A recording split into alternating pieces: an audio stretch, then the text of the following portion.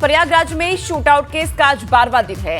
2 जुड़े आरोपी इससे एनकाउंटर में ढेर कर दिए गए हैं। इनमें से एक को शूटर भी शामिल है जिसने उमेश पाल पर पहली गोली चलाई थी। बाकी की पुलिस और एसटीएफ तलाश कर रही है। अरबाज और उस्मान के पुलिस एनकाउंटर में मारे जाने के बाद सवाल यह उठता है कि अगला नंबर किसका होगा।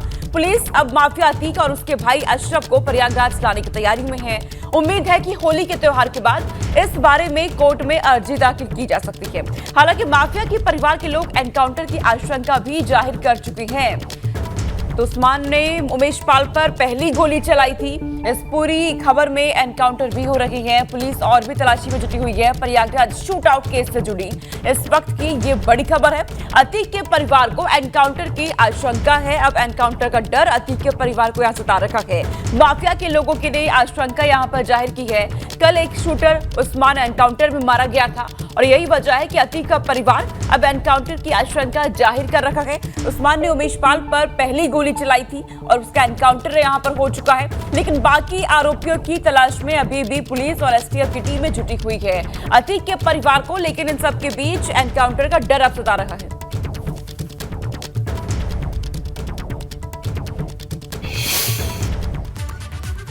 तो अब माफिया अतीक के 2 नाबालिग बेटे कहां हैं? अतीक की पुलिस ने पर एक और आरोप लगा दिया है। अतीक की पत्नी शाइस्ता परवीन ने सीजेएम कोर्ट में अर्जी दाखिल कर कहा कि पुलिस ने उनके 2 नाबालिग बेटों एजम और आबान को बाल संरक्षण गृह में दाखिल किए जाने का दावा किया था।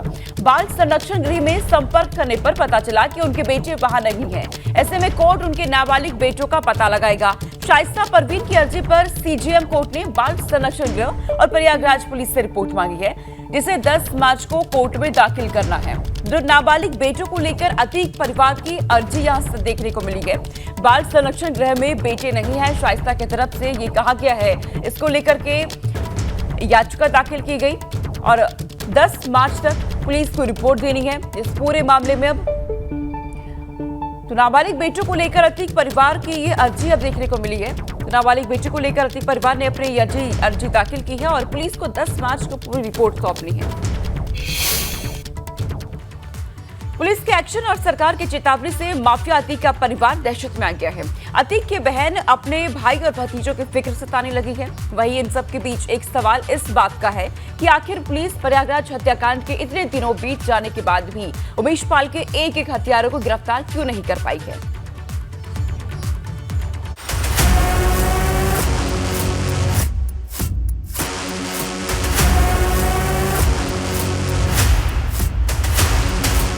माफिया का पाताल लोक, खाकी का ऑपरेशन मिट्टी ऑन। अरबाज के बाद उस्मान एनकाउंटर से अतीक गैंग में तूफान। उमेश पाल हत्याकांड के बाद खाकी का एक्शन लगातार जारी है क्योंकि पहले पुलिस ने अरबाज को एनकाउंटर में ढेर किया और अब पुलिस ने एक और आरोपी उस्मान छर्रा को ढेर कर दिया है। बताया जा रहा कि उस्मान ने ही उमेश पाल को पहली गोली मारी थी।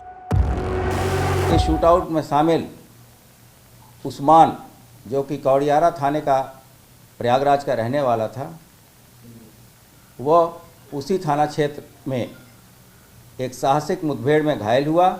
इस दौरान हमारा एक आरक्षी नरेंद्र, वो भी घायल हुआ है। घायल उस्मान को अस्पताल शिफ्ट किया गया, जहां इलाज के दौरान उसकी मृत्यु हुई। उस्मान पर 50,000 रुपए का इनाम था। हालांकि पहले सीसीटीवी फुटेज से उस्मान की पहचान नहीं हो पाई थी। उसका नाम अज्ञात था, लेकिन जब पुलिस ने शिकंजा कसा तो उस्मान का नाम सामने आया और फिर पुलिस ने प्रयागराज हत्याकांड के 12वें दिन उसे एनकाउंटर में ढेर कर दिया। योगी सरकार आज निश्चित रूप से अपराधियों को मिट्टी में मिलाने का काम कर रही है।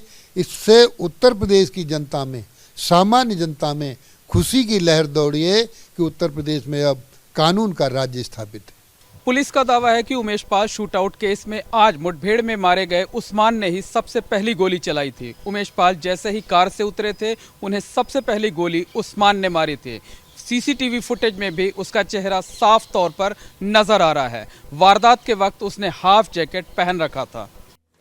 खाकी के एक्शन के बाद सरकार भी एक्शन में आ गई है क्योंकि डिप्टी सीएम केशव प्रसाद मौर्य ने एक अपराधी को पाताल से खोजकर सजा देने की बात कह दी। अपराधी जहाँ कहीं भी छुपे हैं वो पुलिस के सामने आत्मसमर्पण करें, इसी में उनकी भलाई भी है।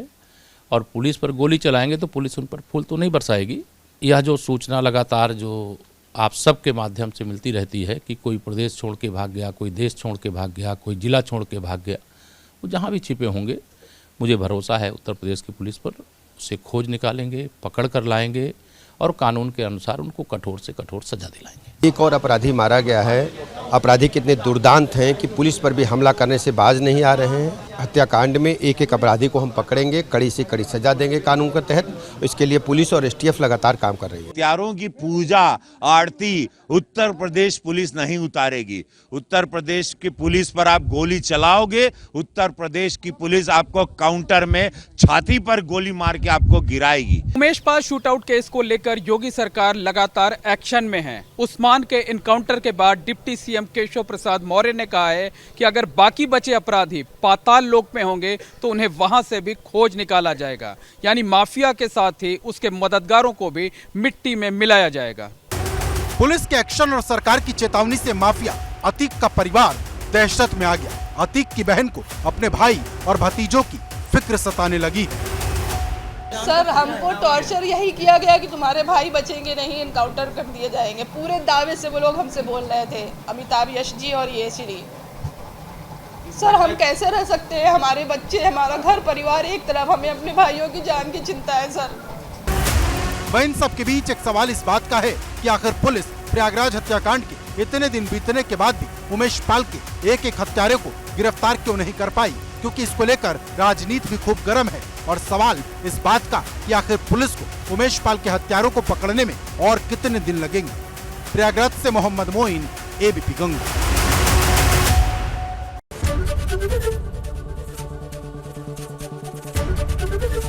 एबीपी गंगा, खबर आपकी, जुबान आपकी।